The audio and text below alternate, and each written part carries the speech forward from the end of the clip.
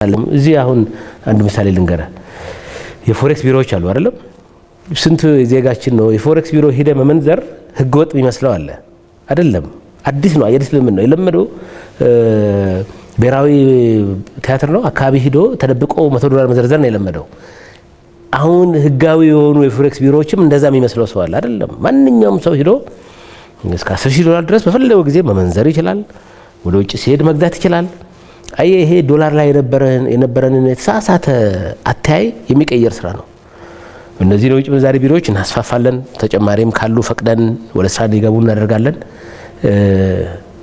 ምናልባት አንዳንድ ሰው ደግሞ ከ$10,000 በላይ ይዤ ነው ያለውት እንዴት አድርጌ ልመንዝር የሚል ስጋት ካለው እሱንም መፍቀድ እንችላለን ለምንድን ነው ዝም ብሎ ይዞ የሚቀመጠው ባንኮች ጋር ያለው አንድ ነገር ልንገርህ እና በዚህ ልጨርስ ባንኮች ጋር ከዚህ በፊት ከፍተኛ የውጭ ምንዛሪ ይዘውም ወይ ለገበያ ያቀርቡትም ይዘው ቁጭ ይላሉ ድንገት ኤልሲ ቢደርስብኝ የዛሬ 4 ወር ብለው አሁን አዲስ ሬጉሌሽን አውጥተናል በቅርብ ያወጣነው አዲሱ የካፒታል አዲኩዌሲ አጠቃላይ የካፒታል ሁኔታቸውና የውጭ ምንዛሪ ይዞታቸውን የሚገድብ አዋጅ አለ አዋጅ ይሄ ደንብ ይቅርታ የብሔራዊ ባንክ ደንብ ምንድነው የሚለው ከሚያስፈልግ በላይ ዶላር መያዝ የለብም ይላል ባንኩ ሎንግ ፖዚሽን ላይ ኮንክ ማለት የምትፈልገው ገና ዛሬ 2 ወር ሆኖ ይዘህ መቀመጥ አትችልም መሸጥ አለብህ ለገበያ ማቅረብ አለብህ ከቸገረህ ደግሞ ሾርት ካጠረህ ደግሞ ከገበያ ሄደህ መግዛት አለብህ ይሄንን ልምምድ አዲስ ስለሆነ እንግዲህ 50 ዓመት ሙሉ አስራ ያቆየው አንድ ዝሆን ብትፈታው አይሄድም የታሰረው ይመስለው ገመዱን ፈተልትም እዛው ነው የሚቆመው ይሄንን ተረድተን እንደ ብሔራዊ ባንክ የራሳችንንም ተቋም የቀየርነው ማሻሻያ ያለ አንዳንድ ለምሳሌ አንተ ቤት ታከራያለህ እንበል ለአንድ ኤምባሲ አከራየ ዶላር አገኘ ያንን ዶላር ካርድ ላይ አድርገህ እንደማንኛውም መጠቀም መቻል ያለብህ ግን እኛው እዚህ 10,000 በላይ ካልሆነ ለክብና ካሌሪክ የሚል በድሮ እይታ የምናያቸው ነገሮች ነበሩ እንደዚህ ያስተካክል ነው አሁን አጠቃላይ ስራው ኮንሱመሩ ኮንፊደንስ ኖሮት አቅራቢ ኮንፊደንስ ኖሮት የውጭ ምንዛሪ ሲያስፈልገው ከገበያ ሄዶ እንዲያገኝ ሳያስፈልገው ዝም ብሎ ይዞ እንዳይቀመጥ እንዲሸጥ ለባንክም ለፎሬክስ ቢሮም የሚያደርግ ማምጣት ነው ይሄን ከቀጠል በአንድ በኩል እንዳልኩ ከዋጋው ትንሽ በላይ የወረደውን ማስተካከል አለብን አሁን አንዳንድ ሰዎች የውጭ ምንዛሪ ይጨምር ይላል ነው በእኛ ግምገማ መጨመር ሳይሆን እንዲያው መቀነስ ያለበት አመቱ ውስጥ የምንሰራው ለዚህ ጎል ነው ምክንያቱም ቀደም ባነሳነው ኮምፒቲቲቭ ባልኩ ሁኔታ መስተካከል ያለበት ስለሆነ ማለት ነው ከዛ በኋላ ግን ድሮ በነበረው ሪጅም ለምሳሌ 50 ዓመት በነበረው አጠቃላይ ችግር ሰዎች ተቸግረው ብር ያሸሹ አሉ ውጭ ሀገር ያስቀመጡ አሉ ይታወቃል አንደር ኢንቮይስ ኦቨር ኢንቮይስ ያደርግ ነበር ስርዓቱ ኮንፊደንስ እንዳለው ካደረክ ሰው ገንዘቡን ማምጣት መጠቀም መውጣት እንደሚችል ስታረጋግጥለት ይሄንን ማይንድሴት ካመጣ ይሄ መቀየር አለበት ያልኩ ነው ብሔራዊ ባንክ ውስጥ መቀየር አለበት ባንኩ ጋር መቀየር አለበት ነጋዴው ጋር መቀየር አለበት ይሄ ሲቀየር ይሄ በብሔራዊ ባንክ ብቻ አይደለም በመንግስት ደረጃ መታየት አለበት ነው በሆነ ጊዜ ግን ምረትም አድርገን ገንዘባቸውን አንድተው ሀገራቸው ላይ እንዲሰሩ ማድረግም ማሰብ ይኖርብናል ይሄ ወደፊት የሚታየው ነው ይሄንን ውጤት የሚያመጣ አጠቃላይ የኢትዮጵያ ይሄ ደግሞ ምን ይዞ መጣ ካልከኝ ኤክስፖርት ብቻ አይደለም ብዙ ጊዜ ስለ ኤክስፖርት የምናነሳው የውጭ ኢንቨስትመንት ቤታቸው እየሰማህ ነው መቼም ያው ጋዜጠኛ ነህ 1 ቢሊዮን ተፈረመ 2.5 ቢሊዮን ተፈረመ አንጎት ይሄ ኢንቨስትመንት አጠቃላይ የውጭ ምንዛሪ ስርዓቱ ላይ ኮንፊደንስ የሌለው ኢንቨስተር ሊመጣ አይችልም አሁን በዚህኛው 5 ወር ያለው ዳታ ብታይ የኢትዮጵያ አጠቃላይ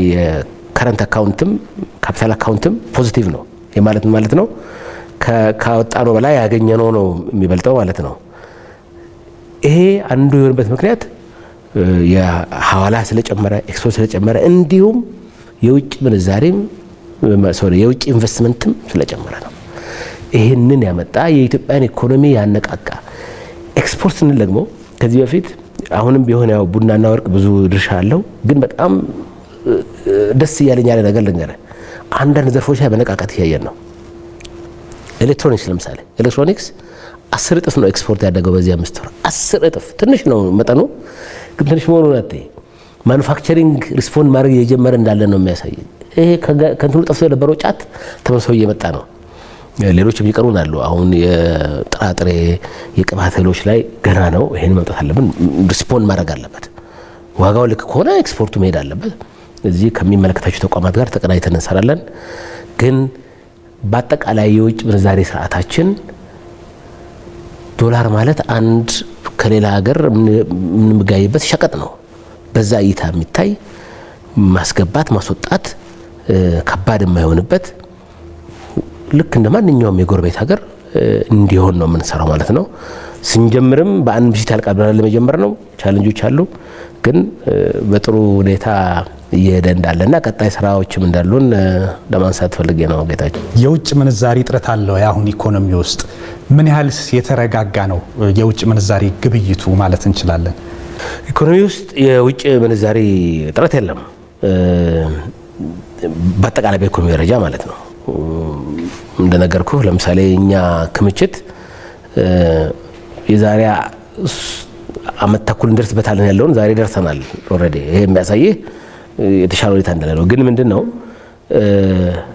ብሔራዊ ባንክ አለው ማለት ባንኮቹ ጋር አለ ማለት ላይሆን ስለሚችል አሁን ያደረግነው ነገር ምንድነው አቅርቦቱን ማሳደግ ነው።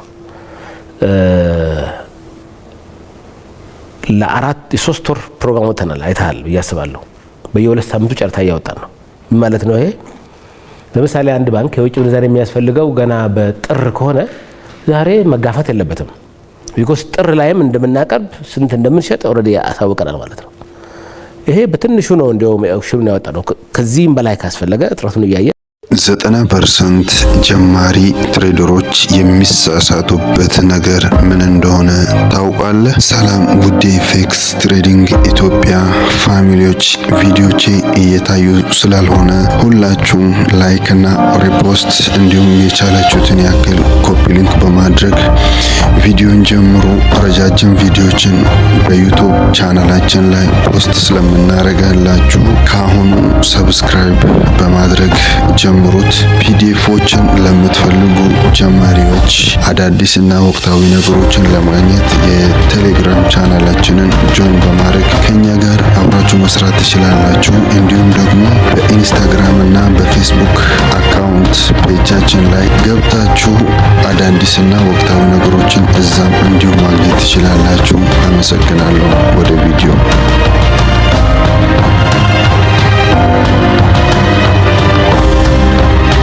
I have to win. You have to win. You do not understand. Try me.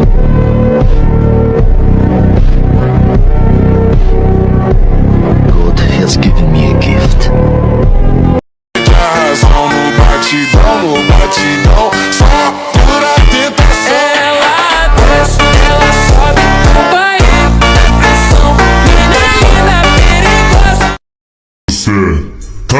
Sabe por quê, sabe?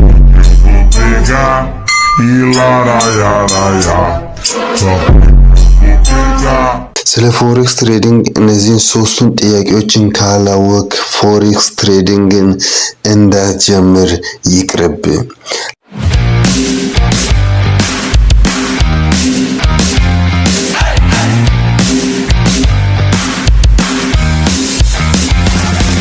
ለመጀመር ካሰባችሁ ግን እነዚህን ጥያቄዎችን አንደኛ ፎሬክስ ትሬዲንግ ምን እንደሆነ ካላወቅ ፎሬክስ ትሬዲንግን እንዳትጀምር።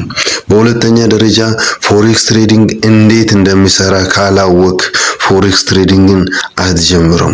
በሶስተኛ ደረጃ ፎሬክስ ትሬዲንግን ለመስራት ምን እንደሚያስፈልግ ካላወቅ ፎሬክስ ትሬዲንግን እንዳትጀምር። ፎሬጅን ኤክስቼንጅ ከሚለው ከእንግሊዘኛ ቃል የመጣ ሲሆን ፎሬጅን ኤክስቼንጅ ማለት የውጭ ሀገራትን ገንዘብ መግዛት ወይም ደግሞ በመሸጥ ማትረፍ ማለት ነው። መግዛትና መሸጥ ምን ማለት ነው? ዝቅ ሲል እንገዛለን፣ ከፍ ሲል እንሸጣለን። ከፍ ሲል እንገዛለን፣ ዝቅ ሲል እንሸጣለን። በዚህ መሃል ከፍታም ዝቅታም ትርፍ ስለሆነ ከፍ አድርጋችሁ ገዝታችሁ ዝቅ ሊልባችሁ ስለሚችል ጥንቃቄ አድርጉ። ፎሬክስ ትሬዲንግ እንዴት ነው የሚሰራ? ፎሬክስ ትሬዲንግ የሚሰራው የራሱ ፕላትፎርሞች አሉ። መልመጃ ዲሞ የሚባሉ አሉ።